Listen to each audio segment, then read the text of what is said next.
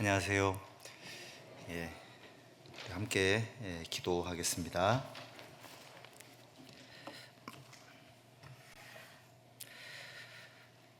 우리 영혼을 사랑하시는 살아계신 아버지 하나님 감사합니다.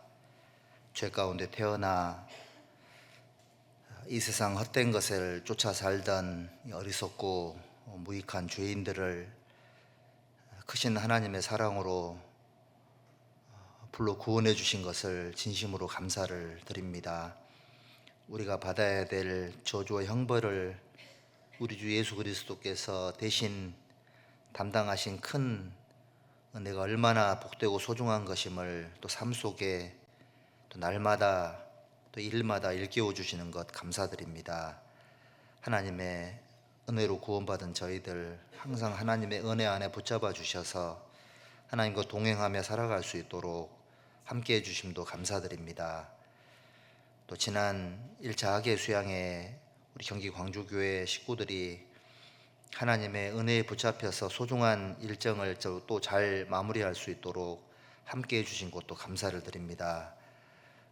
구원받은 모든 형제 자매님들 신앙생활의 은혜를 누릴 수 있도록 도와주시고 또 그리하여 또 다른 영혼들에게 복음을 전하는 그 소중한 하나님의 사명을 잘 감당할 수 있도록 인도해 주시고 또 위에서 보이는 곳에서 보이지 않는 곳에서 수고했던 우리 형제 자매님들에게도 그 모든 가정의 영육간에 필요한 모든 은혜를 더해 주시고 하나님 안에 살아가는 축복을 가슴 깊이 새겨서 남은 생애를 참으로 합당하게 살아갈 수 있도록 인도해 주시고 또 우리 형제 자매들의 모든 기도를 일일이 응답하셔서 한 사람도 멸망치 않고 다 구원받기를 원하시는 하나님의 그 바람이 우리의 바람이 될 수 있도록 역사해 주시고 선한 열매를 하나님께 드림으로 영광이 될 수 있도록 우리의 삶을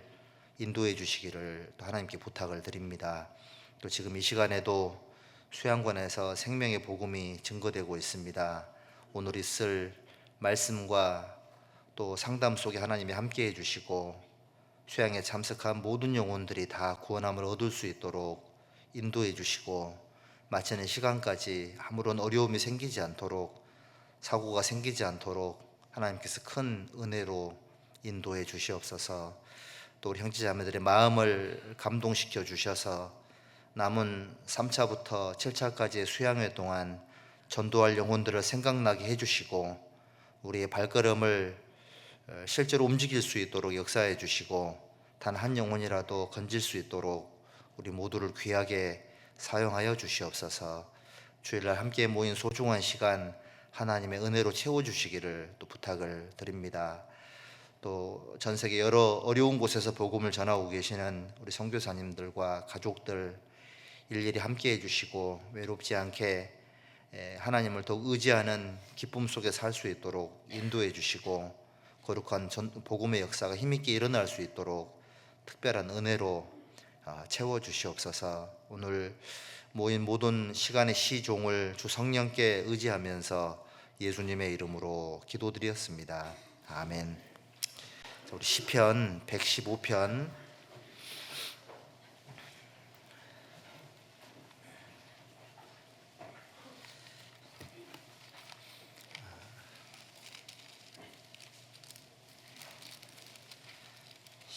115편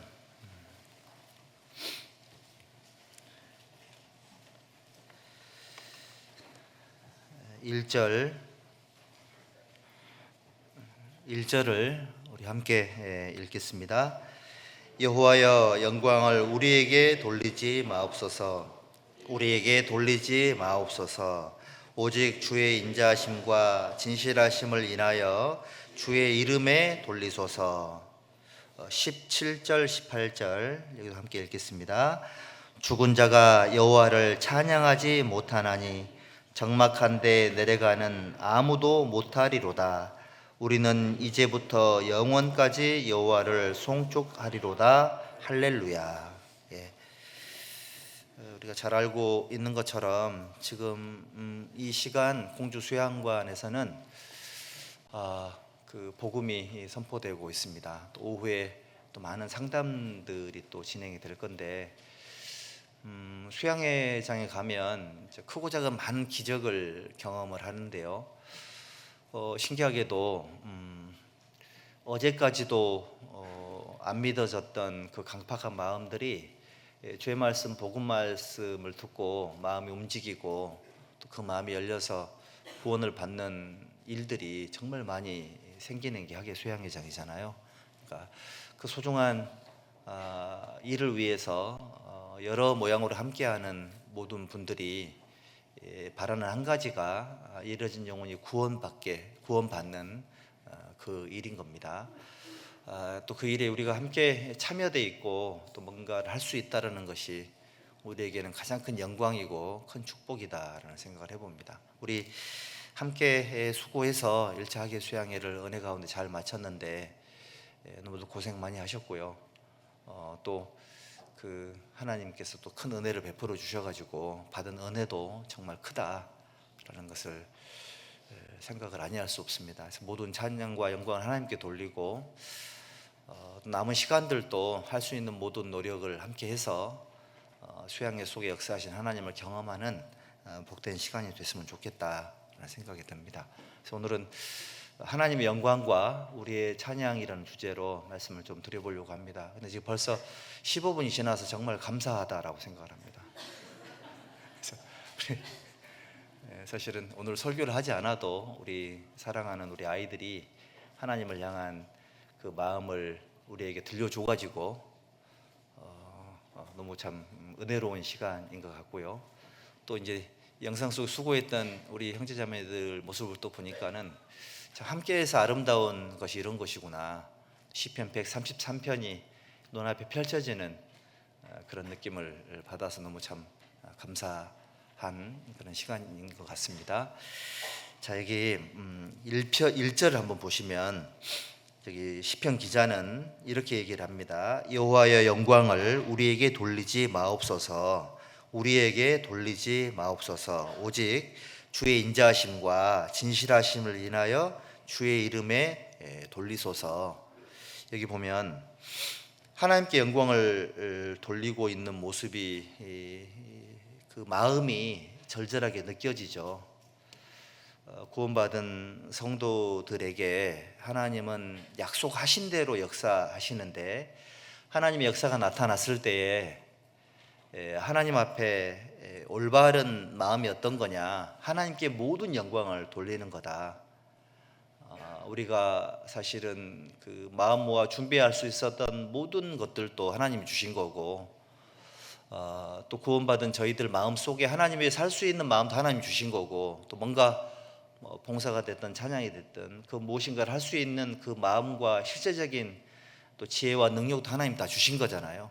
주시지 않았으면 아무것도 할 수 없는 게 저희들인 거니까 주님의 역사가 일어날 때 우리는 우리가 뭔가 잘해서 하나님 역사했다 이거보다 우리가 수고하고 마음을 모은 것보다 훨씬 더 크게 역사하신 하나님께 모든 영광을 돌리는 것이 당연하다 이런 생각이 들어요. 그 베드로 사도가 내가 밤이 맞도록 수고를 하였을 때 얻은 것이 없지만 말씀에 의지하여 그물을 내리겠습니다 하고 그물을 내렸는데 고기를 애운 것이 힘이 많아서 옆에 있는 동무에게 손짓해서 도와달라고 했고 또 두 배에 잡힌 고기가 가득했잖아요. 이럴 때 베드로가 뭐라고 말했냐면 주의 나를 떠나소서 나는 죄인이로소이다 이렇게 얘기를 했죠. 하나님의 역사 앞에 자기의 육신적인 어떤 그런 모습이 드러나게 됐고 하나님의 역사와 자기 자신은 정말 어울리지 않는 자기의 죄인이라는 것을 알게 됐잖아요. 구원받지 이제 구원이 성령이 들어오지 않은 상태에서 이제 그런 마음이 생기긴 했을 건데 어쨌든 베드로는 내가 밤이 맞도록 수고를 했지만 말씀에 의지해서 그물을 내렸기 때문에 하나님이 역사했다 이렇게 생각하지 않았죠. 또 옆에 있는 동부들도 우리가 함께 힘을 모아서 하나님이 도와줬다 이렇게 말하지 않았습니다. 주의 나를 떠나소서 나는 죄인이로소이다. 마음을 낮췄고 하나님께 영광을 돌린 거죠.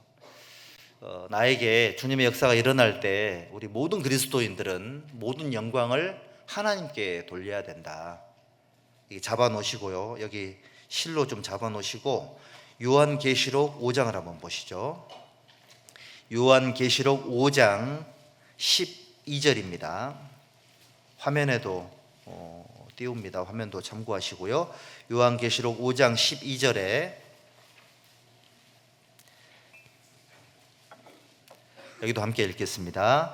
큰 음성으로 가로되 죽임을 당하신 어린 양이 능력과 부와 지혜와 힘과 존귀와 영광과 찬송을 받으시기에 합당하도다 하더라. 죽임을 당하신 어린 양이 그랬죠. 예수님을 말하는 건데, 능력도 예수님에게, 부와 지혜와 힘과 존귀도 예수님에게, 그래서 모든 영광과 찬송을 받으시기에 합당한 분이 예수님이시다. 사실 하나님이 보호하지 않았으면 우리가 숨 쉬는 것도 불가능하고, 하나님이 허락하지 않았으면 오늘 교회 운전하고 오는 것도 불가능했을 거예요. 아마 오늘 새벽에 중풍이 와서 병원에 실려간 사람도 많을 겁니다. 지난밤에 심장마비로 죽은 사람도 많을걸요. 다행히도 저희들은 오늘 아침에 어느 때와 같이 건강하게 눈을 떴고, 또 씻을 수 있었고, 또 몸이 건강하니 숟가락질도 할 수 있었고, 운전도 할 수 있어서 이 자리에 온 거잖아요. 일상 속에 주어진 모든 게 하나님의 축복이고 은혜임에도 불구하고 우리가 하나님께 영광을 돌리는 것이 사실 많이 부족하다. 유대인들이 구원을 받아서 하나님께 영광을 돌리는 거하고 이방인들이 구원을 받아서 하나님께 영광을 돌리는 게 좀 차이가 있을 거다, 이런 생각이 들거든요. 구원받은 저희들은 그 누구보다 가장 많은 죄를 탕감받은 사람이다. 죄인 중에 내가 괴수라고 했던 바울 사도보다 내가 훨씬 더 비참한 죄인이었으니까, 그런 내가 구원을 받았기 때문에 하나님께 영광을 돌리는 것이 얼마나 당연한 거냐. 그래서 여기 시편 기자는 아까 18절에 보면 우리는 이제부터 영원까지 여호와를 송축하리로다. 그래서 구원받은 그 날부터 천국에 가서도 영원토록 하나님께 영광을 돌리고 하나님께 찬양을 돌리겠습니다, 이렇게 얘기를 했잖아요. 여러분들, 나에게 어떤 하나님의 역사가 일어날 때에 하나님께 영광을 돌려야 됩니다. 우리 아이들에게 찬양을 주신 하나님께 영광을 돌리고, 아침에도 제가 중고등부 들어갔다 왔거든요. 애들이 눈이 초롱초롱해요. 난 너무 피곤해서 들어갔는데 힘이 납니다. 힘이. 어제도 제가 청년의 모임도 들어갔는데 청년들을 보고 있으면 힘이 나고요. 왜 그러냐면 하나님께서 그 속에 역사한다는 게 느껴져서 그런 거 아니겠습니까? 우리 여기 로마서 8장도 한번 보시죠. 요한복음 15장을 먼저 보십니다. 요한복음 15장 8절.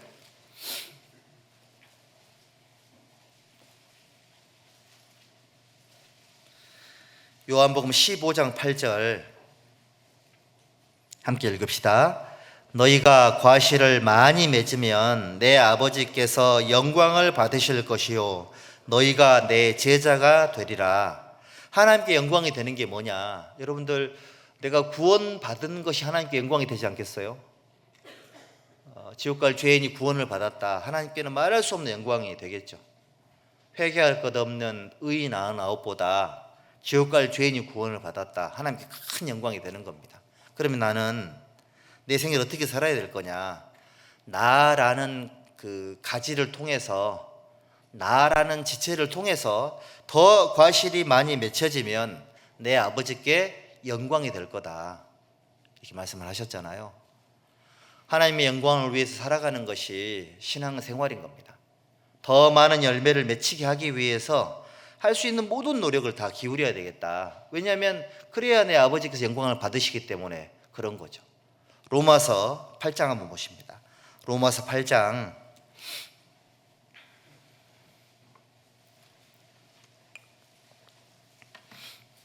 17절, 여기도 함께 읽읍시다. 자녀이면 또한 후사 곧 하나님의 후사요 그리스도와 함께한 후사니 우리가 그와 함께 영광을 받기 위하여 고난도 함께 받아야 될 것이니라.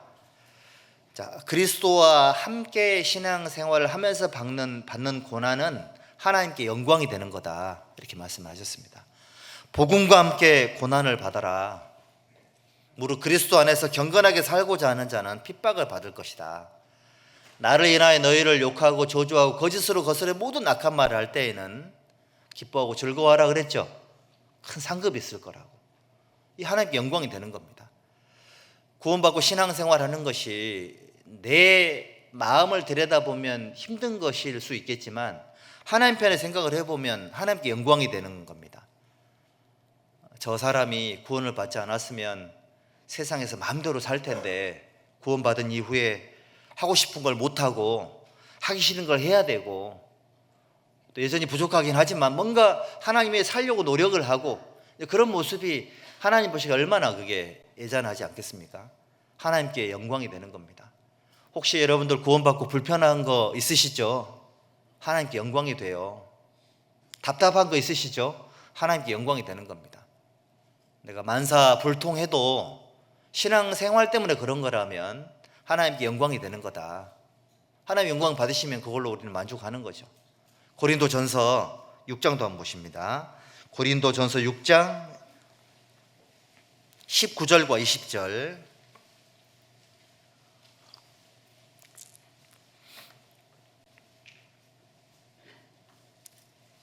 같이 읽읍시다. 너희 몸은 너희가 하나님께로부터 받은 바 너희 가운데 계신 성령의 전인 줄을 알지 못하느냐.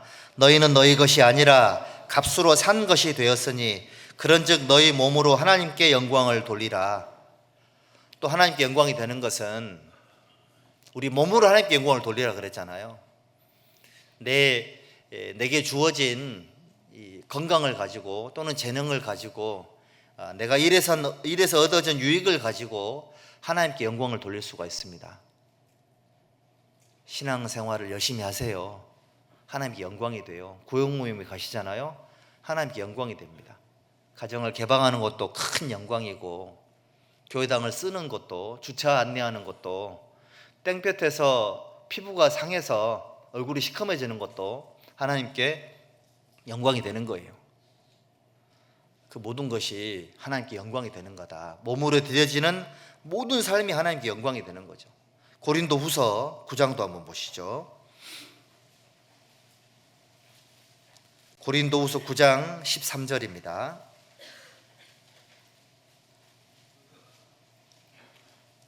고린도후서 9장 13절 이 직무로 증거를 삼아 너희의 그리스도의 복음을 진실히 믿고 복종하는 것과 그리스도의 복음을 진실하게 믿고 복종하는 것과 저희와 모든 사람을 섬기는 너희의 후한 연보를 인하여 하나님께 영광을 돌리고 복음을 위해서 진실하게 믿고 복종하는 것 그리고 저희와 그리스도 안에서 비교적 가난한 사람들과 상대적인 약자들을 위해서 또 세계 선교를 위해서 복음 전파를 위해서 헌금하는 것이 하나님께 영광이 된다, 이렇게 말씀을 하셨습니다.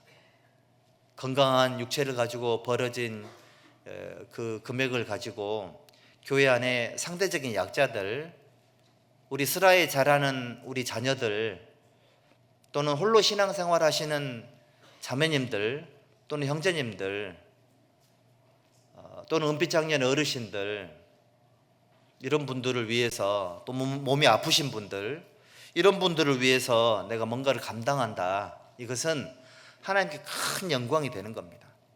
여러분들 단돈 1,000원이든 10,000원이든 이런 믿음을 가지고 헌금 봉투 안에 감사한 마음으로 기도해서 딱 헌금을 하잖아요. 하나님께 영광이 돼요. 하나님 말씀하실 겁니다. 아이고 내가 해야 될 일을 대신 해줘서 참 고맙다. 그리고 이제 그 마음이 너무 기특하잖아요. 그렇죠? 나도 힘들고 어렵지만 더 어려운 누군가를 위해서 뭔가를 드릴 수 있다. 이거는 하나님께 큰 영광이 되고요. 만약 그런 게 영광이 된다면 복음을 전하기 위해서 교회당을 건축한다. 얼마나 큰 영광이 되겠습니까? 어떤 분들은 이거 건물 지으면 국가에서 보조금 주는 줄 알더라고. 이게 국가에서 교회당 지어주는 줄 아는 사람도 있더라고요. 이방인들 중에서. 우리 여기 중에 부자 있어요? 부자 있으면 손 들어봐요. 부자가 내가 알기로는 한 사람도 없을걸요. 한 1,000억 정도는 있어야 부자 아니겠습니까? 1,000억은커녕 1,000만 원도 없죠. 가난한 저희들이 그 가난을 모아가지고 가난을 쥐어짜서 하나님께 드린 거예요. 하루하루가 매달이 바둥바둥이지만 그래도 기쁘고 감사해요. 왜? 그런 것이 하나님께 영광이 되기 때문에 그러는 거예요. 하나님은 다 보고 다 갚아주세요. 그리고 하나님 영광을 받으십니다. 많이 있는 사람이 드려지는 것도 하나님 영광을 받으시고요. 아무것도 없는 가난한 과부의 두렙돈도 하나님께 영광이 되는 거예요. 다만 어떤 마음이냐 어떤 믿음이냐에 따라서 달라지는 거예요. 베드로전서 2장도 한번 보시죠. 베드로전서 2장 12절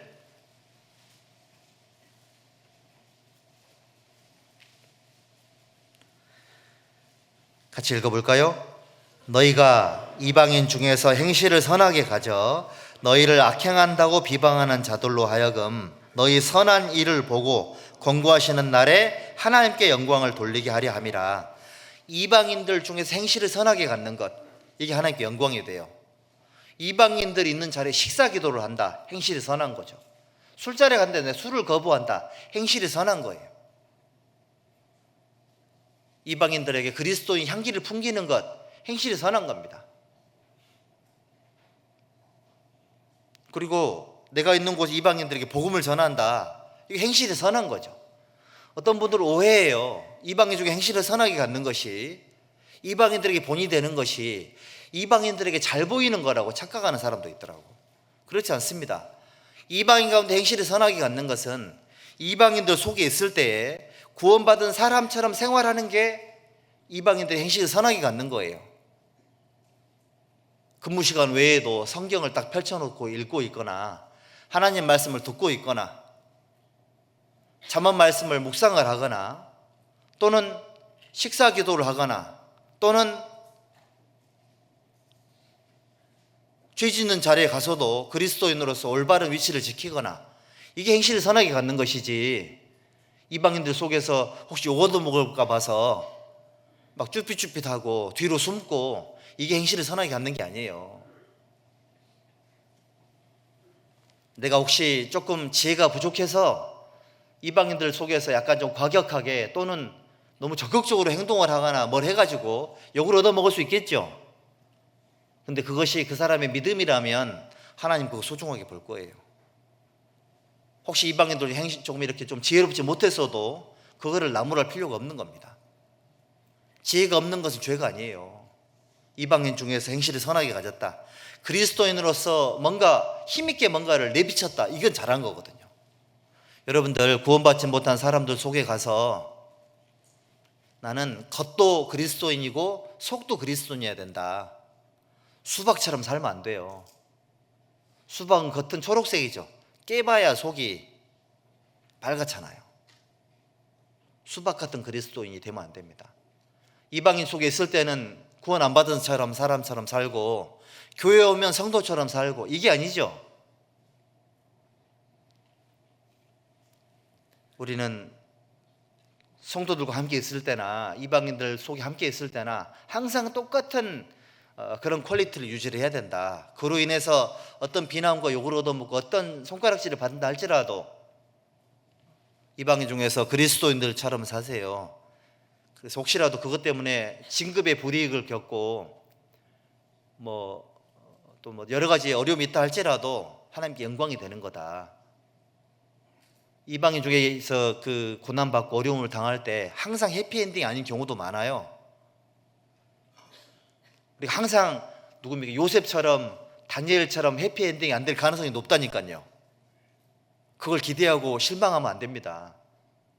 코스가 달라요. 나는 이름도 없고 빛도 없고 요셉과 다니엘 근처도 못 가지만 나는 내가 할 수 있는 걸 하는 거다. 이방인 속에서 꼭 그렇게 하시기 바랍니다. 어떻게든. 그리고 베드로전서 4장 11절, 베드로전서 4장 11절입니다. 함께 읽읍시다.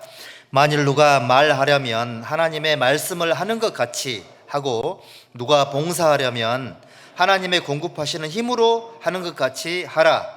이는 범사에 예수 그리스도로 말미암아 하나님의 영광을 받으시게 하려 함이니 그에게 영광과 권능이 세세에 무궁토록 있느니라. 아멘. 또 우리 형제 자매님들 잘 들어보세요. 말을 할 때도 하나님이 하시는 말씀처럼 하려고 노력하는 거, 간증을 할 때도 하나님을 드러내려고 노력하는 거, 구원 간증을 할 때도 분위기 때문에 두려워서 할 말 못하고 들어가는 게 아니라 예수님의 십자가의 그 사랑과 보혈의 능력과 하나님 말씀에 대해서 내가 깨달은 것에 대해 힘있게 말하고 들어가는 거, 이건 이제 하나님 말씀을 하는 것처럼 하는 거잖아요. 봉사하려면 왜 봉사하세요? 구원의 즐거움으로 하고 은혜에 보답하는 마음으로 한다. 여기 좀 바뀌었죠, 현수막이. 이 하늘 색깔일까요? 바다 색깔일까요?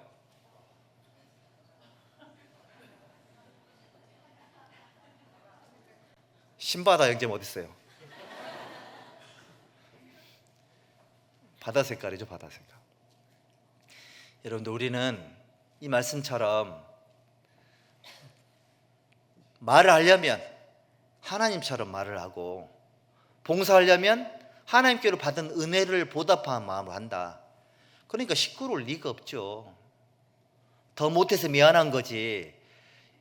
그러니까 공급하셔서 힘으로 하는 것이 아니면 시끄러워요. 그리고 공급받은 것보다 더 많은 양을 쏟아낼 때는 시끄러워요. 내 속이 시끄럽거든요. 그러면 이제 밑바닥 긁는 소리가 나죠. 저도 그렇더라고요. 그러면 그땐 누군가를 공격하게 되고 또 누군가로부터 섭섭한 마음이 생기죠. 근데 그거는 자기 연민에서 나온 거 아닐까요? 생각을 해보면 그렇지, 내가 쏟아냈던 그 힘보다 갖고 있는 힘이 부족해서 나오는 현상인 거니까 어떻게 해야 될까요? 공급을 더 많이 받으면 돼요. 예산이 모자랐던 거예요. 그걸 모르면 신앙생활 지혜가 좀 사라질 수 있습니다. 하나님께 영광이 되는 것은 말할 때 하나님처럼, 봉사할 때 공급받아서 하는 것처럼 그렇게 하면 하나님께 영광이 된다고 말씀하셨습니다. 베드로전서 4장 16절, 여기도 함께 읽읍시다. 만일 그리스도인으로 고난을 받은즉 부끄러워 말고 도리어 그 이름으로 하나님께 영광을 돌리라. 그 이름으로 하나님께 영광을 돌리라, 이렇게 말씀을 하셨죠. 아까 우리 시편 115편 1절에도 주의 이름에 돌리소서, 이런 말씀이 있잖아요. 주의 이름에. 성경에는 하나님의 이름이 많이 나와 있죠. 자, L자가 들어가면 이게 전부 하나님이잖아요. 우리 과거에 현대 엘란트라, 그게 L자가 하나님을 의미하는 거니까 자동차에 하나님 이름 붙이면 참남하거든요. 수출할 때는 란트라라고 팔았다고 하셨습니까? 엘은 하나님을 상징하죠. 엘샤다이 무슨 뜻이에요? 전능하신 하나님. 엘샤다이, 전능하신 하나님의 뜻이고, 엘로이, 감찰하시는 하나님. 아도나이, 하나님은 나의 주인이시다, 이런 의미를 가지고 있죠. 엘로힘, 하나님이란 뜻이죠.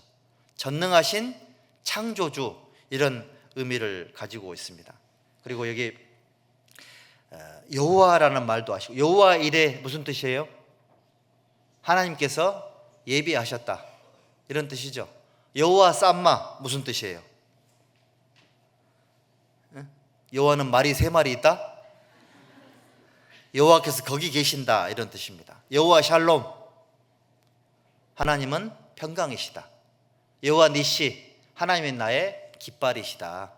여호와 라파, 하나님은 치료하시는 분이시다. 이런 여러 가지 이름들을 가지고 있습니다.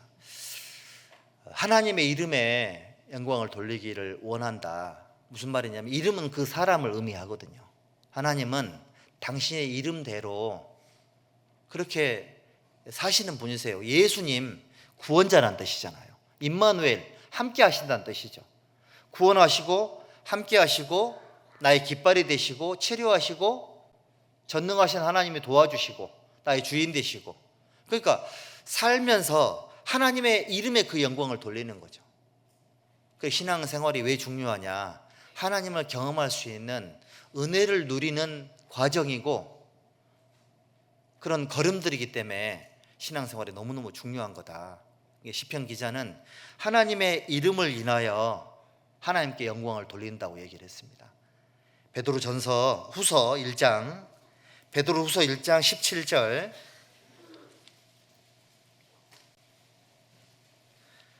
17절, 지극히 큰 영광 중에서 이러한 소리가 그에게 나기를 이는 내 사랑하는 아들이요 내 기뻐하는 자라 하실 때에 저가 하나님 아버지께 존귀와 영광을 받으셨느니라. 여기 보면 우리 예수님은 하나님께로부터 존귀와 영광을 받으셨대요. 엄청난 구절이죠. 큰 영광 중에서 이런 소리가 났다. 하나님의 음성은 큰 영광스러운 소리잖아요. 큰 영광 중에 계신 하나님께서 그 존귀와 영광을 누구에게 돌렸다고요? 예수님에게. 하나님도 예수님에게 존귀와 영광을 돌리십니다. 그럼 우리 그리스도인들이 예수님 때문에 구원받고 예수님 때문에 신앙생활하고 예수님 덕분에 누리는 게 너무너무 많잖아요. 그냥 모든 게 영광을 돌리는 게 당연한 거죠. 심지어는 슬픔도 고통도 어려움도 하나님께 영광을 돌리는 것이 당연한 거다, 이렇게 말씀하고 계시지 않습니까? 신앙생활의 모든 영역이 하나님께 영광이 되는 겁니다. 눈물이든 고통이든 어떤 어려움이든 전부 하나님께 영광이 된다. 이걸 잊지 않고 우리가 신앙생활을 해야 됩니다.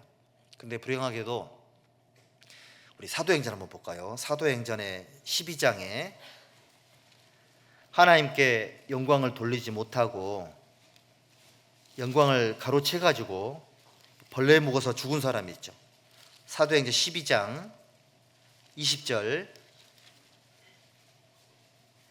헤롯이 두로와 시돈 사람들을 대단히 노여워하나 저희 지방이 왕국에서 나는 양식을 쓰는 고로 일심으로 그에게 나와 왕의 침소 맡은 신하 블라스도를 친하여 화목하기를 청한지라. 그러니까 그 헤롯이라는 사람이 이제 유대인 그 예수님 당시의 왕이었잖아요. 두로와 시돈 사람들을 싫어했어요. 근데 이제 그 지방 사람들이 왕국에서 나는 양식을 쓰는 거로 이제 이해관계 때문에 그 사람들이 와서 화친하기를 청하니까 21절에 헤롯이 나를 택하여 왕복을 입고 위에 앉아서 백성을 호유했습니다. 호유했다는 얘기는 왕 노릇을 한 거죠.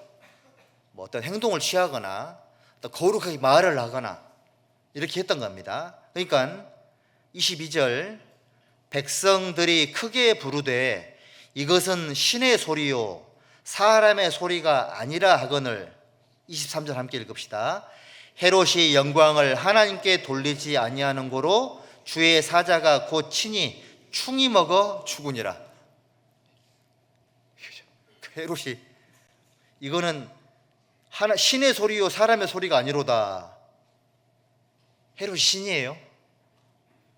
근데 영광을 돌리지 않으므로 충이 먹어서 죽었답니다. 벌레의 밥이 됐다는 얘기예요. 그러니까 하나님께 헤롯이라는 사람은 하나님께 영광을 돌리지 않아가지고 하나님 보시기에는 이 사람 벌레만 또 못하구나 이렇게 생각을 한 거예요. 24절 보세요. 하나님의 말씀은 흥왕하여 더하더라. 대조적이죠. 보십시오. 자, 구원받지 못했던 헤롯은 하나님을 모르니 하나님께 영광을 돌리지 못하고 결국은 생을 비참하게 마감을 했습니다. 하지만 구원받은 성도들은 하나님의 말씀은 흥왕하여 더하더라. 구원받고 하나님께 영광을 돌리기 위해서 노력했던 사람들은 흥왕하여 하나님의 말씀에 더하더라. 우리는 이렇게 살아야 안 되겠습니까? 하나님께 영광을 돌리지 못하면 나는 헤롯처럼 돼서는 안 되겠다. 혹시 이 중에 하나님께 영광을 돌리는 것이 그 의미를 몰랐거나 영광을 돌리지 않는 것이 죄라는 것을 몰랐던 분들은 좀 충격적인 말씀일 수도 있죠. 저도 그랬거든요. 나는 상급을 위해 산다라는 말씀을 전혀 못 깨닫고 살았습니다. 무조건 열심히 살았거든요. 전도를 하기 위해서. 그런데 상급을 위해 산다는 어떤 그 세대기, 그러니까 아기를 이제 데리고 있었던 그 세댁 자매님이 구역모임 때 간증을 듣고 충격을 받았습니다. 나는 무조건 살았네. 근데 이 자녀는 믿음으로 살았고요. 상급으로 산다는 의미를 깊이 생각을 하게 됐고, 이 구절도 저도 처음에 딱 읽고 나서요, 충이 먹어 죽었다, 영광을 돌리지 않는 게 하나님 엄청 싫어하는 거구나 보고 충격을 먹었습니다. 나는 조금 잘하면 내가 잘해서 그렇게 된 줄 알고, 또 우리가 뭔가 힘을 모아서 잘 된 줄 알고 이랬거든요. 근데 하나님께 영광을 돌리는 게 너무너무 모자라더라고. 밤에 자기 전에 회개 기도할 때도 하나님 저 이런 죄 짓고 이런 죄 지었어요, 그런 기도는 많이 했는데 하나님께 영광을 돌리지 못한 죄에 대한 회개를 많이 못 해봤거든요. 요즘은 신경이 쓰입니다. 저 이제 목회한 사람이니까 우리 성도들 입에서 간증해서 하나님 얘기가 많이 나오지 않으면 불안해요. 내가 뭐 말씀을 잘못 전하고 있나. 또 하나님께 영광을 돌리지 못하고 인본주의적인 사람 중심의 사고방식을 가지고 있는 분들 보면 마음이 막 두근두근해요. 걱정이 되는 거예요. 그 책임이 나에게도 있기 때문에 그런 겁니다. 우리는 하나님께 영광을 돌리지 못하는 것이 죄가 될 수 있다. 다니엘서 보십시오. 다니엘서 5장에 한번 보시면,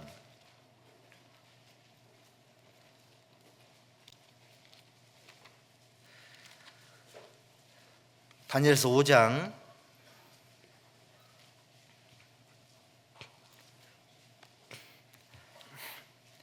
18절 제가 읽어 올리겠습니다. 18절부터 왕이여 지극히 높으신 하나님이 왕에 붙인 느부갓네살에게 나라와 큰 권세와 영광과 위엄을 주셨고 그에게 큰 권세를 주셨으므로 백성들과 나라들과 각 방언하는 자들이 그의 앞에서 떨며 두려워하였으며 그는 임의로 죽이며 임의로 살리며 임의로 높이며 임의로 낮추었더니 그가 마음이 높아지며 뜻이 강팍하여 교만을 행함으로 그 왕위가 패한 바 되며 그 영광을 빼앗기고 인생 중에서 쫓겨나서 그 마음이 들짐승의 마음과 같았고 또 들나귀와 함께 거하며 또 소처럼 풀을 먹으며 그 몸이 하늘 이슬에 젖었으며 지극히 높으신 하나님이 인간 나라를 다스리시며 자기의 뜻대로 누구든지 그 위에 세우시는 줄을 알기까지 이르게 되었나이다. 느부갓네살 왕이 임의로 행했다고 되어 있잖아요. 그러니까 자기가 힘이 있어서 바벨론 제국이 세워진 줄 알고 임의로 죽이고 임의로 살리고 임의로 높이고 임의로 낮추고 교만해지니까 들짐승처럼 만들어버렸다. 하나님께로부터 받아서 뭔가가 이루어진다는 것을 모르는 사람은 종기에 처하나 깨닫지 못하는 자는 멸망하는 짐승 같도다. 물론 그 말씀이 구원받은 성도에게 적용되는 건 무리가 있지만 일정 부분은 교훈을 받을 만하죠. 나도 임의대로 신앙생활 하지 않아요? 임의대로 내 뜻대로 임의대로 살아가는 그 모든 거는 하나님께 영광이 못 돼요. 교만한 거라고 얘기를 하고 있는 겁니다. 하나님이 주셔서 모든 걸 할 수 있는 거예요. 역대상 29장에도 다윗이 그 많은 걸 하나님께 드려놓고 모든 것이 주님의 것이고 주님께로 받은 것을 내가 주께 드렸을 뿐입니다, 이렇게 얘기하고 있잖아요. 그래서 다윗이 위대한 사람인 거예요. 하나님께 받은 걸 하나님께 드린다 당연하게 여겼고 그 믿음이 커지다 보니 상상도 할 수 없는 신앙의 영역을 경험하게 된 거죠. 다행히 느부갓네살은 하나님이 주셔서 바벨론 제국이 내 통치 아래 있구나라는 걸 깨달았죠. 그래서 그 짐승의 마음이 본래의 마음으로 돌아온 거예요.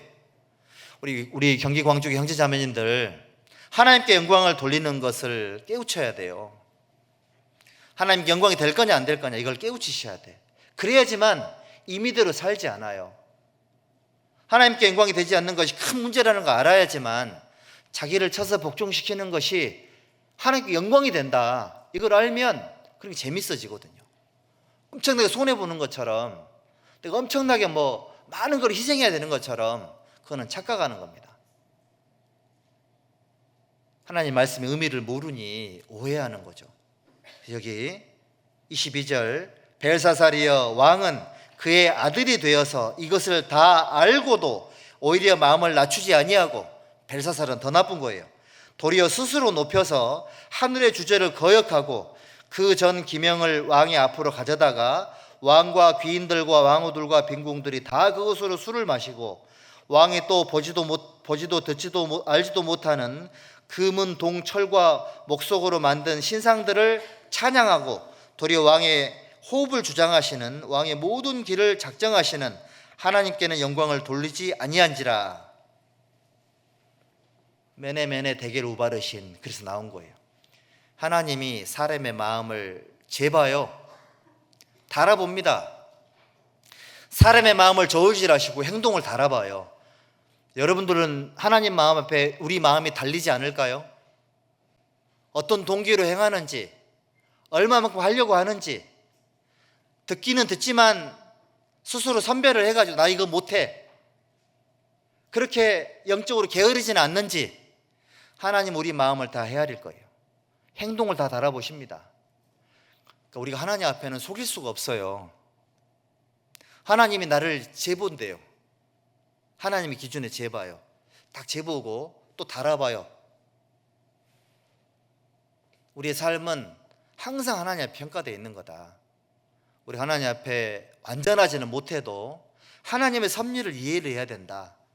하나님의 영광을 가리우지 못한 느부갓네살하고 벨사살에게 하나님께서 심하게 지적을 하셨잖아요. 그러면 구원받은 성도들도 충분히 이 말씀의 의미를 생각을 해야 되는 거예요. 시편 115편 2절 보세요. 2절에 어찌하여 열방으로 저희 하나님이 이제 어디 있느냐 말하게 하리이까. 그러니까 구원받은 그리스도인답게 살지 못하는 것 자체가 하나님께 영광이 안 되는 거니까, 나를 통해서 하나님이 드러나지 않는데 어떻게 그 사람들이 하나님을 발견할 수 있을 것이며 어떻게 해서 전도가 되겠냐, 그 말인 겁니다. 하나님께 영광이 되지 못하는 것은 하나님 내 삶을 통해 드러나지 않는 거니까, 하나님 나를 쓰지 않는다는 그런 의미인 거니까 어떻게 이방인들에게 하나님의 영광을 드러낼 수가 있겠느냐. 하나님 어디 계시냐. 이스라엘이 우상 숭배하고 범죄하니까 하나님께 영광이 안 됐잖아요. 그래서 여기 4절 보세요.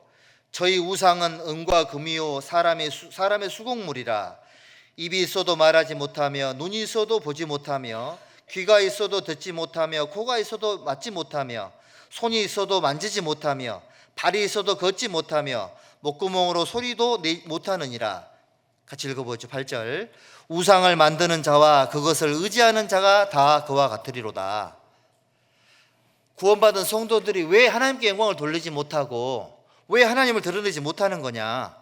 분명히 하나님은 3절에 오직 우리 하나님은 하늘에 계셔서 원하시는 모든 것을 행하시는 분이신데, 살아계시고 존재하시는 분이신데 왜 성도의 삶을 통해 하나님이 드러나지 못하는 거냐. 우상 때문에 그런 거다. 이스라엘 민족이 우상 숭배에 빠져서 하나님의 선민으로서의 삶을 제대로 살지 못했던 것처럼 구원받은 성도들이 우상에 빠지면 이 사람들은 하나님이 원하시는 삶을 살 수가 없어요. 하나님이 기뻐하시는 삶을 살 수가 없고요, 하나님께서 내게 요구하시는 삶을 내가 사는 게 불가능해집니다.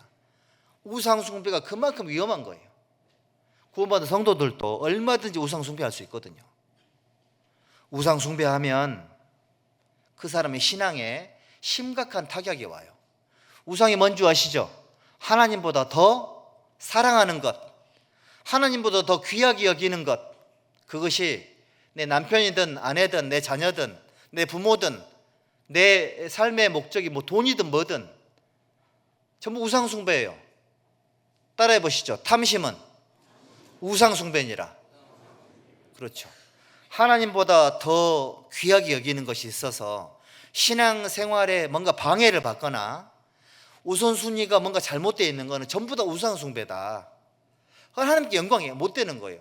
생각을 한번 해보시죠.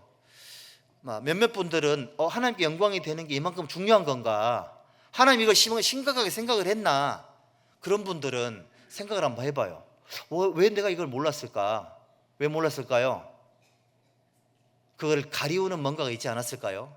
그게 우상이었던 거예요. 로마서 1장 한번 보십시다. 로마서 1장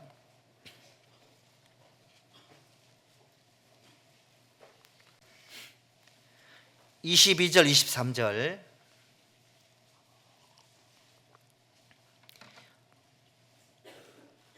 스스로 지혜 있다 하나 우둔하게 되어 썩어지지 아니하는 하나님의 영광을 썩어질 사람과 금수와 버러지 형상의 우상으로 바꾸었느니라. 그러므로 하나님께서 저희의 마음의 정욕대로 더러움에 내어버려 두사.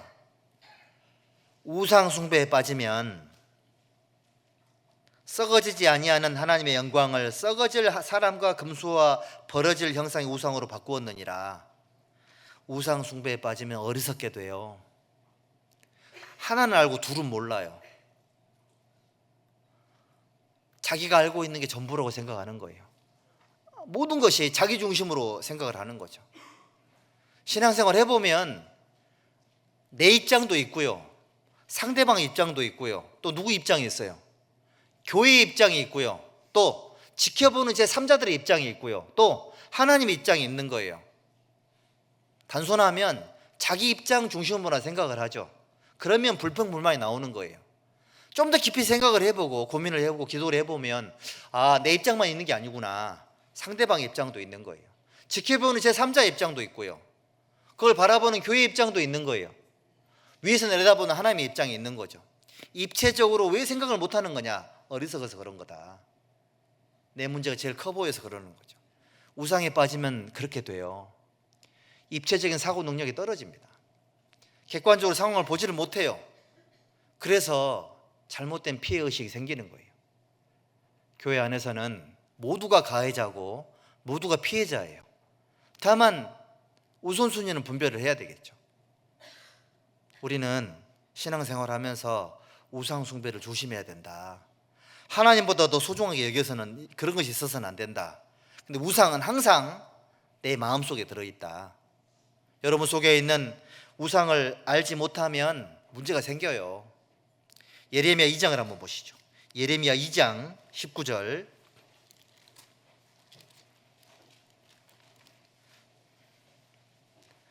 예레미야 2장 19절에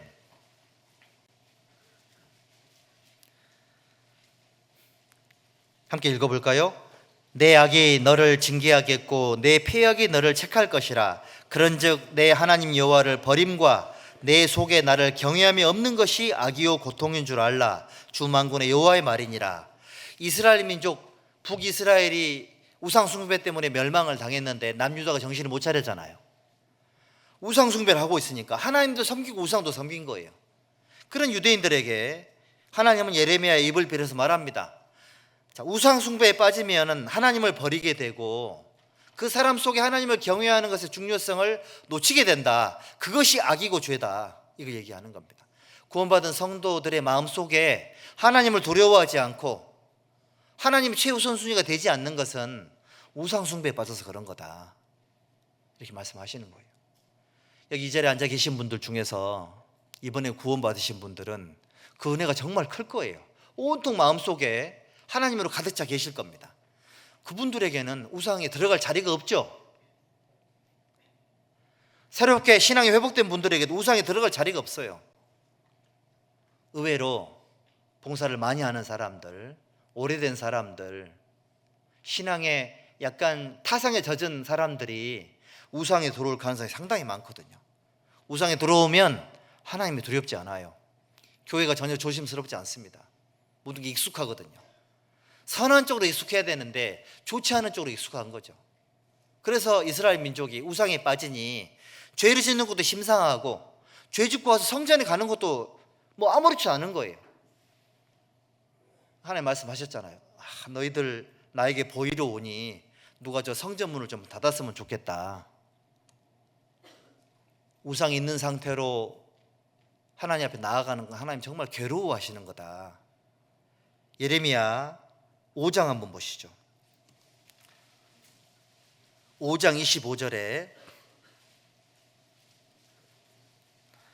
함께 읽어볼까요? 너희 허물이 이러한 일들을 물리쳤고 너희 죄가 너에게 오는 좋은 것을 막았느니라. 형제자매님들, 내게 오는 모든 좋은 것을 막는 것은 타인이 아니에요. 본인 스스로가 그런 상황을 만드는 겁니다. 우상에 빠지면, 또는 하나님께 영광을 돌리는 삶의 의미를 깨닫지 못하면 거치는 것이 외부에 있다고 생각을 하는 겁니다. 그렇지 않아요. 내 마음속에 있는 거예요. 하나님 말씀하셨죠. 우상 숭배에 빠지면 하나님께로 오는 모든 좋은 것들을 물리쳤다. 누가 물리쳤다는 얘기인 겁니까? 본인 스스로 막았다고 되어 있잖아요. 우상 숭배에 빠지면 어리석게 되고, 하나님을 두려운 마음이 사라지게 되니까 강팍하게 되고, 하나님께로부터 모든 좋은 것을 전부 놓치게 되고, 골로새서 3장에 보면은 위의 것을 찾으라 그랬잖아요. 근데 뒤에 보면 5절에 보면 탐심은 우상 숭배니라, 그 말씀이 거기 나오거든요. 야, 위의 것을 찾았는데 탐심이 왜 그 말이 왜 갑자기 나왔을까? 신앙생활의 방향을 잃어버렸다, 그런 뜻이죠. 우상에 빠지면 위의 것을 찾는 삶이 걷길로 가요. 이거 방향을 잃어버린 겁니다. 삶의 목적의식을 잃어버린 거죠. 그만큼 우상 숭배는 심각한 거다, 이렇게 말씀하셨어요. 시편 115편 9절. 그럼 어떻게 해야 되는 거냐? 9절부터 11절까지 같이 읽어보겠습니다. 이스라엘아, 여호와를 의지하라. 그는 너의 도움이시요 너의 방패시로다. 아론의 집이여, 여호와를 의지하라. 그는 너의 도움이시요 너희 방패시로다. 여호와를 경외하는 너희는 여호와를 의지하라. 그는 너희 도움이시요 너의 방패시로다. 자, 우리는 이런 삶을 추구해야 되겠죠. 여호와를 의지하는 생활. 하나님께 영광이 되는 사람은 여호와를 의지하는 삶을 산다. 11절에 여호와를 경외하는 너희는 여호와를 의지하라. 근데 하나님을 의지한다는 말이 좀 추상적이잖아요. 자, 몇 가지로 좀 풀어서 설명을 해보겠습니다. 하나님을 의지한다는 것은 하나님 말씀을 의지하는 거예요. 그래서 성경을 읽을 때 내 마음에 들어오는 말씀이 있잖아요. 그럼 그거를 메모를 해야 돼요. 메모해가지고 갖고 다녀야 돼요. 필요하면 외워야 돼요. 그러면 상황이 생길 때마다 그 말씀이 생각이 나죠. 내가 주께 범죄치 아니하려 하여 주의 말씀을 내 마음에 두었나이다. 하나님 말씀을 의지하는 것이 하나님을 의지하는 거다. 우리 여기 청년들, 또 우리 학생들, 늘 범했던 죄를 계속 반복해서 아마 짓는 경험들이 많을 텐데, 왜 그런 줄 알아요? 그 죄를 이길 수 있는 말씀이 모자라서 그런 거예요. 죄 지었다고 막 괴로워만 하고 말씀을 담아두지 않는 사람들이 의외로 많더라고. 마귀는 죄 지은 사람들을 자꾸 송사해요. 네가 그러고도 그리스도인이야. 너 너무 뻔뻔스럽고 가증하다. 그러고 가서 어떻게 간증을 이렇게 잘할 수 있냐? 너 그러고도 어떻게 봉사하냐? 그럼 마귀가 송사하는 겁니다. 저는 이렇게 생각을 합니다. 반대를 위한 반대는 마귀가 주는 거다. 내가 죄 지었어요. 마귀는 반대를 하는 거예요. 너 죄인이잖아. 죄 짓고 사네. 너는 구원 안 받은 거야. 너는 삶이 무익해. 그래, 너 교회 가지 마. 너무 더러우니까. 그 반대를 하면 반대죠. 하나님 뭐라고 말씀하세요? 자, 이미 목욕한 사람에게는 발밖에 씻을 필요가 없느니라 말씀하셨죠. 목욕탕에 씻고 가요? 그냥 가요?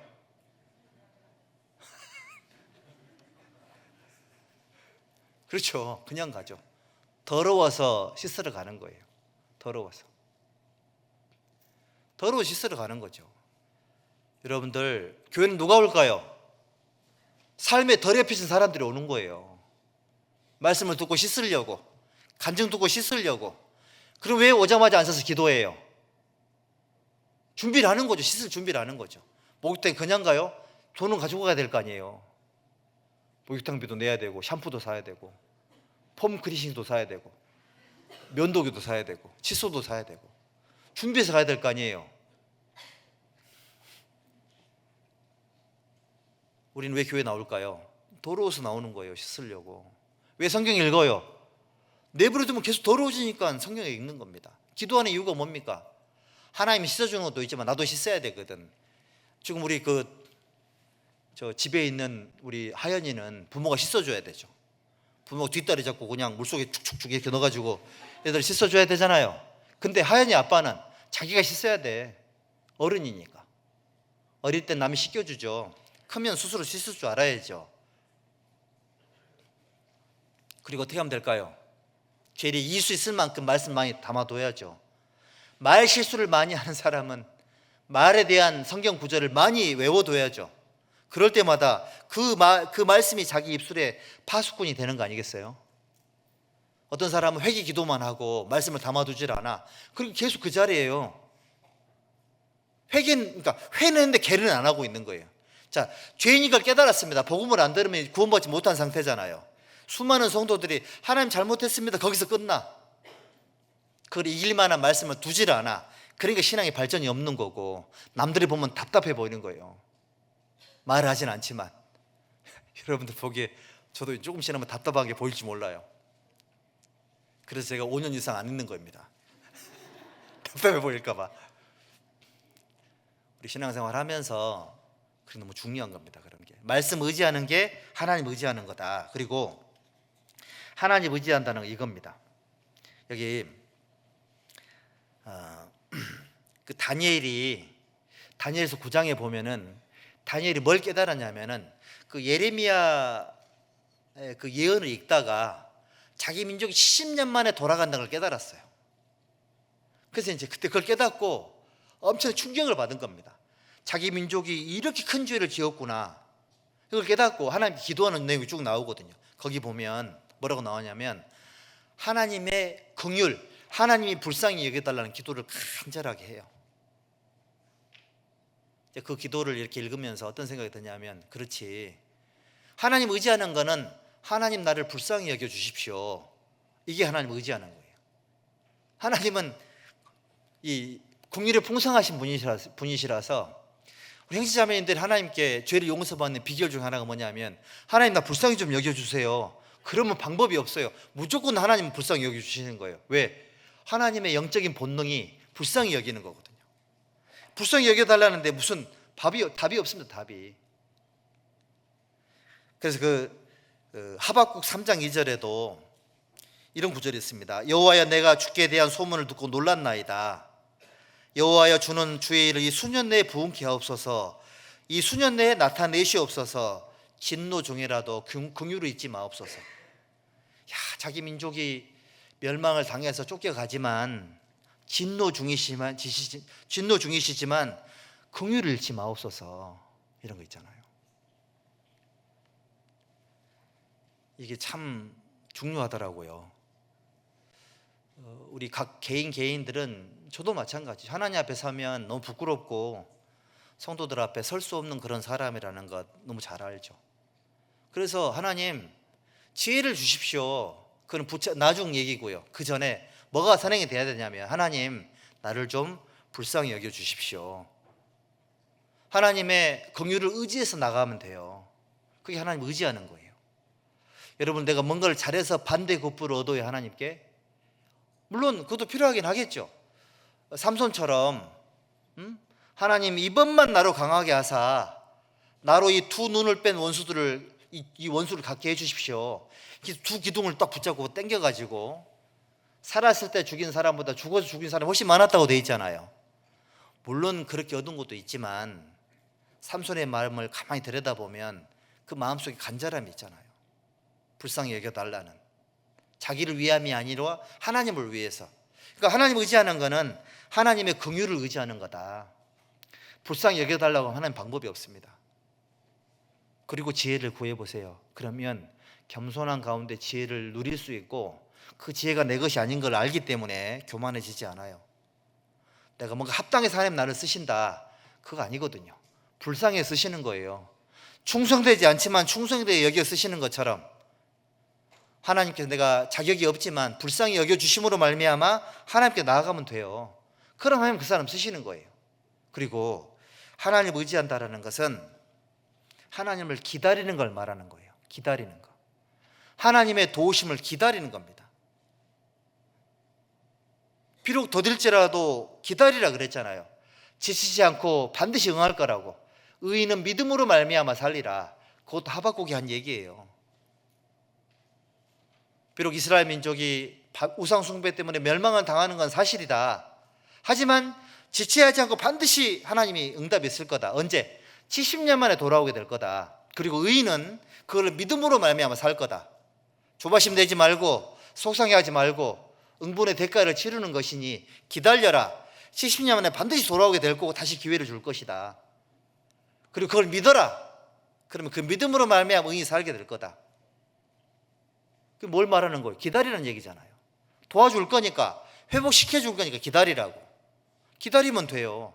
대신에 지은 죄가 크다면 거기에 상응하는 대가를 지불해야죠. 예수님 십자가에 죽을 때 있잖아요. 그거를 화목제물의 얘기, 화목제물의 의미도 있어요. 화목시키는 거니까. 속죄죄, 죄를 속하는 것도 있습니다. 근데 속건제의 성격이 있어요. 속건제가 무슨 의미예요? 배상의 의미가 있는 거예요. 배상. 무슨 말이냐? 큰 죄는 거기에 따르는 큰 죄에 상응하는 대가를 지불해야 된다. 이런 의미인 거예요. 화목제물, 속죄제물, 속건제물. 이거는 여러 의미를 담고 있는 거다. 단순하게 죄만 용서한 게 아니라 내가 지은 죄의 그 크기만큼 담당한 거다. 이런 뜻인 거예요. 구원받은 이후에 내 삶은 속건제의 삶을 사는 거예요. 내가 받은 은혜를 갚는 것만큼, 은혜가 큰 것만큼 갚아야 된다. 이게 속건제죠. 삶 속에 실수를 했을 때 회개 기도를 한다. 지은 죄만큼 회개하는 게 속건의 의미가 있는 거예요. 근데 어떤 죄는 징계가 필요한 경우도 있어요. 그렇죠? 속건제라는 성격 때문에 그런 거예요. 하나님 공의의 하나님이셔서 그런 겁니다. 하나님 의지하는 것은 기다리는 거다. 대신 믿어요. 결과가 좋을 것이라는 걸 믿어야 되고, 이것이 정죄만을 위한 목적이 아니라는 걸 믿어야 돼요. 대가를 지불하는 것이고 대가 뒤에는 반드시 태양이 비출 거다. 이렇게 믿어야 돼요. 다 믿고 계시죠? 내 삶이 힘들다. 이유가 있지 않을까요? 믿어야 돼요. 당연한 결과라고 믿어야 되고 뿌린 만큼 거둔 거라고 믿어야 돼요. 그래야 문제가 안 걸려. 그걸 모르고 옆에 있는 사람 쳐다보고 사람 들여다보면 문제 걸리죠. 저 사람은 나보다 못한데 왜 잘 될까? 왜 형통할까? 하나님 앞에 나를 살펴봐야지 사람을 비교할 필요는 없습니다. 여러분들, 하나님 의지하는 것은 기다리는 걸 의미하는 거고요. 그리고 하나님 의지하는 것은 마음을 쏟아서 기도하는 걸 의미해요. 하나님 의지한다는 얘기는 내 모든 마음을 하나님께 다 내놓는다는 의미를 가지고 있는 겁니다. 그래서 제가 생각을 했을 때는 삶 속에서 많은 고생을 했던 분들이 신앙생활 잘 하시더라고. 기도를 누가 잘할까요? 속이 답답한 사람이 신앙생활 잘해요. 기도를 잘해요. 한나 같은 분도 속이 답답해서 그걸 계속 기도했잖아요. 기도의 여인이 된 거죠. 하나님 의지하는 거, 그걸 의미하는 겁니다.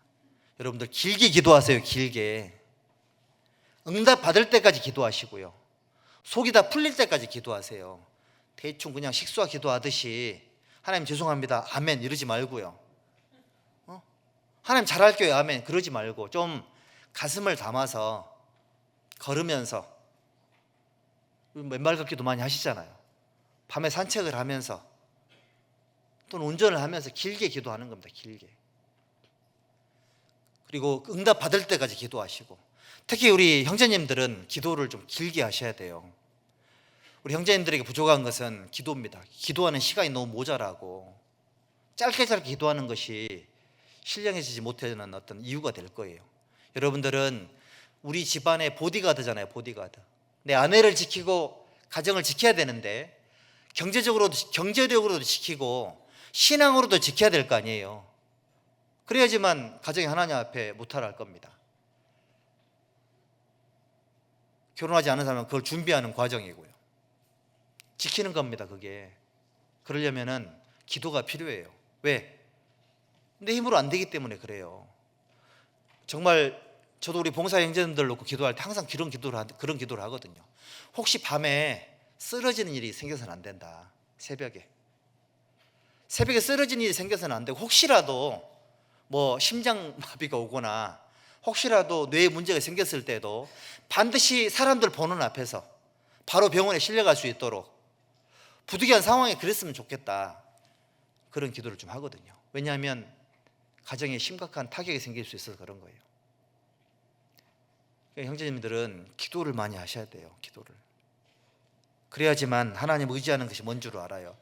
형제님들이 하나님 의지할 때 교회가 튼튼해져요.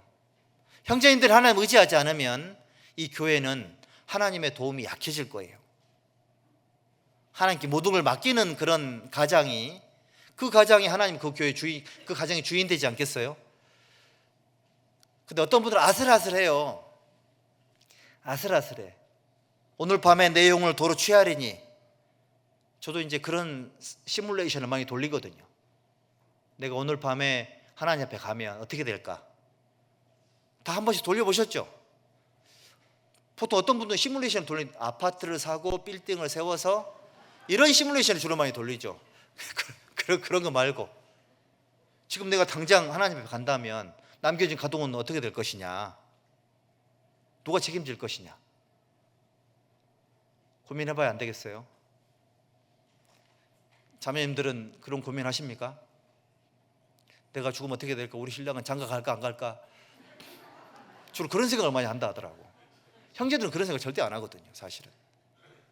근데 형제들 편들었습니다, 살짝. 우리 형제님들 꼭 기도해서 하나님 의지하시고요. 자매님들은 기도를 좀 비교적 잘 하시죠. 그리고 중고등부 학생들도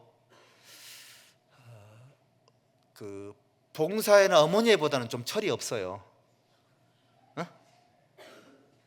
봉사회나 어머니회는 우리 중고등부 학생들처럼 풋풋하거나 신선하지 않아. 유통기한이 좀 지나가고 있어요. 그건 좀 우리가 당신분들보다 좀 못해요.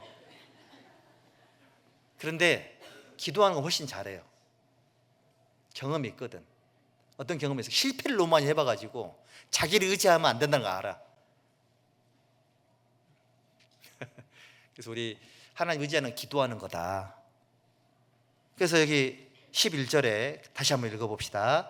여호와를 경외하는 너희는 여호와를 의지하라. 그는 너희 도움이시요 너희의 방패시로다. 그리고 12절, 여호와께서 우리를 생각하사 복을 주시되 이스라엘 집에도 복을 주시고 아론의 집에도 복을 주시며 대소무론하고 여호와를 경외하는 자에게 복을 주시리로다. 여호와께서 너희 곧 너희와 또 너희 자손을 더욱 번창케 하시기를 원하노라. 함께 읽읍시다. 너희는 천지를 지으신 여호와께 복을 받는 자로다.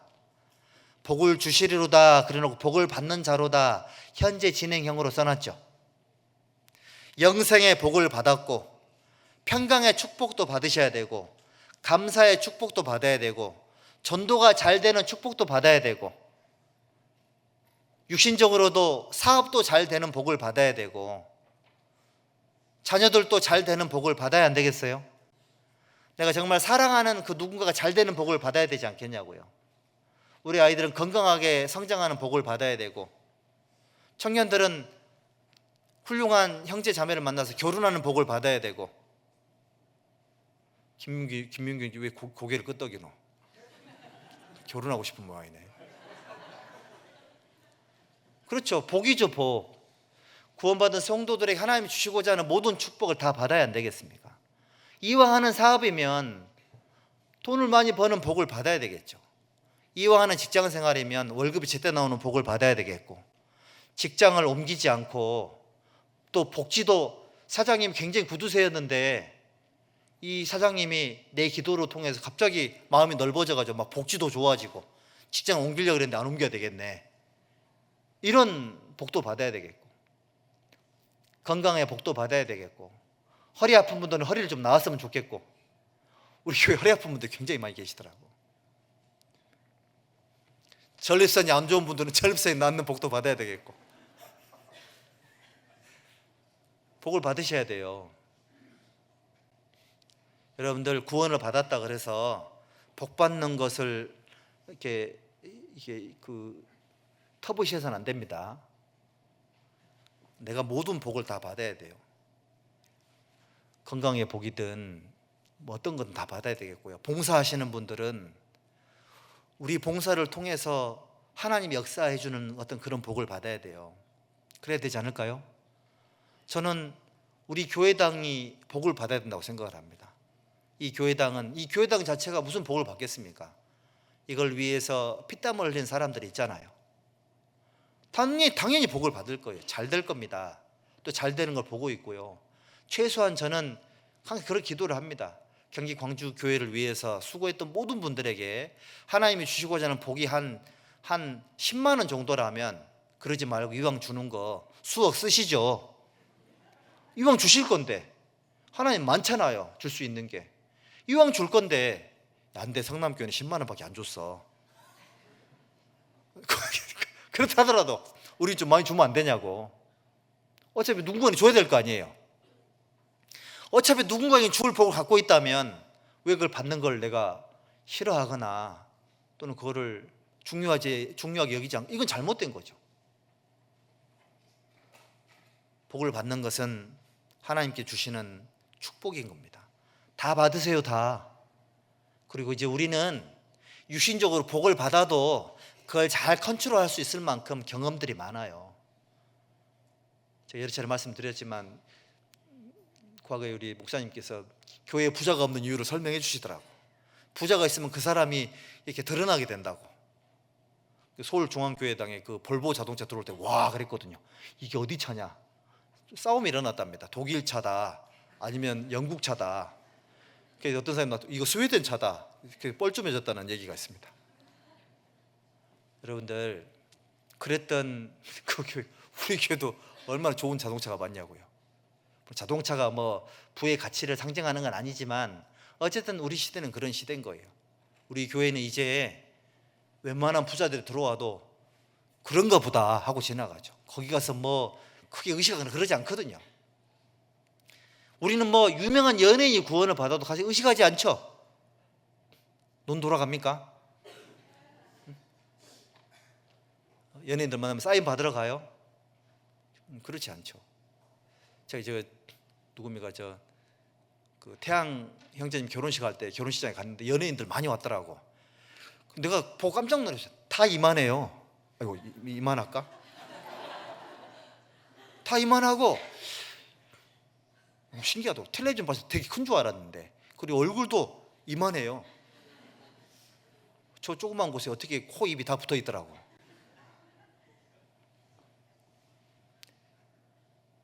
우리는 부자들이나 유명한 사람들에게 흔들리지 않을 만큼 경험들이 쌓였습니다. 그러니까 좀 복을 적극적으로 구해요. 내 영혼이 잘됨 같이 네가 범사에 잘되고 강건하기를 원하노라. 그리고 복을 받으면 하나님께 실컷 좀 쓰세요. 하나님께. 우리 과거에 우리 어른들은 돈을 모으려고 돈을 벌었죠. 그렇지, 우리 어머니 아버님들. 근데 우리 세대는 뭐냐면 하나님께 잘 쓰려고 돈을 벌어요. 그래서 집을 살려면 돈을 모아야 되죠. 돈을 모아서 어디다 써요? 집을 사는 데 쓰는 거예요. 왜 살까요? 집이 없는 것보다 있으면 전도할 때 좀 낫거든요. 가정도 개방할 수 있고. 그렇죠? 그렇습니다. 쓰려고 버는 거예요. 전도안에 도움이 되려고 그쪽을 쓰는 겁니다. 그러니까 벌어야 되고 모아야 되는 거예요. 이해되시죠? 모으는 것 자체가 맹목적이어서는 안 된다. 복을 받기 위해서는 하나님께 받은 거를 잘 써야 된다. 복이 계속해서 돌아오는 거죠. 이게 복을, 하나님 앞에 복이라는 게 선순환 구조를 가지고 있어야 된다. 선하게 순환이 돼야 돼요. 들어가면 안 나오더라, 그건 구두쇠고요. 신령한 복을 받았잖아요. 영생의 복 받으셨죠? 누군가에 전하셔야죠. 순환이 되게 해주세요. 그래야지만 하나님께서 복을 더 부어주실 겁니다. 그리고 여기 17절에 보시면 죽은 자가 여호와를 찬양하지 못하나니 적막한 데 내려가는 아무도 못하리로다. 그렇죠. 죽은 사람이 어떻게 하나님 찬양하겠습니까? 그리고 구원받은 성도 죽으면 이제 찬양을 못하죠. 근데 여기 보면 구원받지 못한 사람을 두고 얘기하는 거죠. 영적으로 죽은 사람은 하나님 찬양하지 못하죠. 동기부여도 없을 뿐더러 의미도 모르기 때문에 그런 겁니다. 근데 우리 형제자매님들은 하나님께 영광을 돌릴 수 있는 거잖아요. 찬양이라는 게 노래한다는 의미도 있지만 하나님께 영광을 돌린다는 의미를 가지고 있습니다. 시편 135편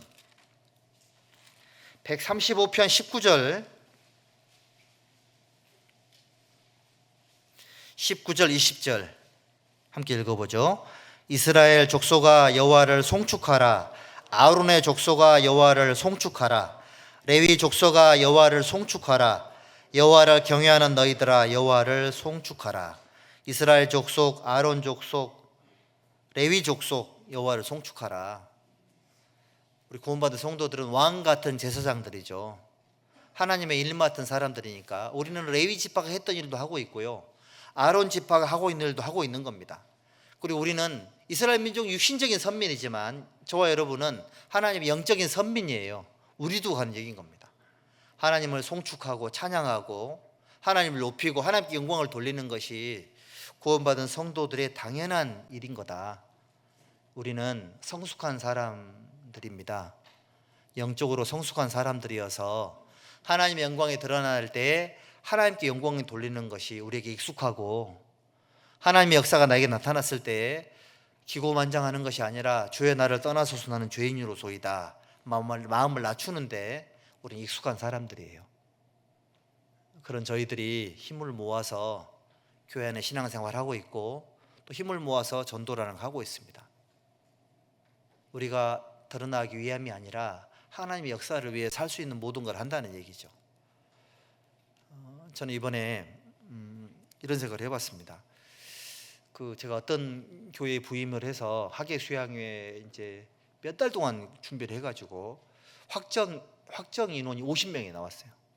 근데 그 교회에서 난리가 났습니다. 생전 처음이었거든요. 생전이 아니라 교회 유래로 처음이거든요. 너무너무 좋아했는데 막상 가니까 반타작이 났습니다. 당일날 출발하는데 반밖에 안 왔더라고.